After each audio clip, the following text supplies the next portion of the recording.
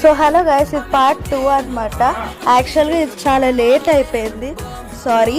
అందుకే ఇప్పుడు మనము ఈ రెసిపీకి వెళ్ళిపోదాం. యాక్చువల్గా మనం అవెన్లోకి తీసినాం కదా 30 సెకండ్స్.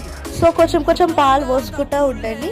మీకు ఎట్లా కావాలో దాన్ని బట్టి.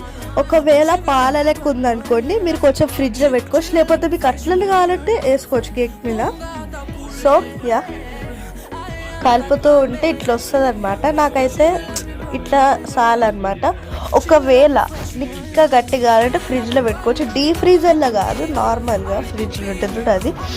మీకు ఇంకా గట్టిగా అనిపిస్తే పాలు పోసుకోండి. అదే కానీ ఎక్కువ అవెన్లో పెట్టకండి, మాడిపోతుంది.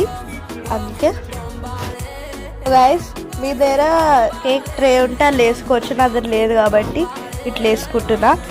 ఇట్లా బ్యాటర్ ఇట్లుంటే అప్పుడు మీరు ఇలా వేసుకోవాలన్నమాట. అప్పుడు మంచిగా ఉన్నట్టు. దీనిలో వేసుకున్నాక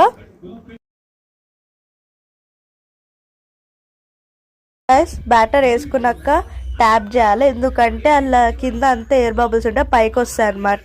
ఇది ఇంపార్టెంట్ స్టెప్ అనమాట. అక్కడ మీకు కనిపిస్తున్నట్టు అవ్వండి ఎయిర్ బబుల్స్ ఎన్ని వచ్చినాయో. సో గైస్, నేనైతే 5 minutes పెట్టిన. కేక్ అయితే మంచిగా వచ్చింది. నేను మిడిల్లో పోక్ చేసిన అనమాట, అంటుకుందా లేదా అని. అంటుకుంటే అది కేక్ అవ్వలేని అన్నట్టు, అంటుకోకపోతే అది అయినట్టు. మనం అర్థం చేసుకోవాలి మన అవెన్స్ని. ఫస్ట్ మీరు 5 minutes పెట్టి చూడండి, అవ్వకపోతే ఎక్స్ట్రా 2 minutes పెట్టండి, అప్పుడు పర్ఫెక్ట్గా ఉంటుంది మీకు.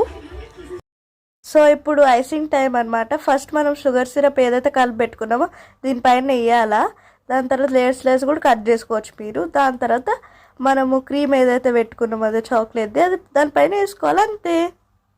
అంతే గైస్, ఇట్లాంటి వీడియోస్ కోసం నా ఛానల్ సబ్స్క్రైబ్ చేసుకోండి. Okay, bye.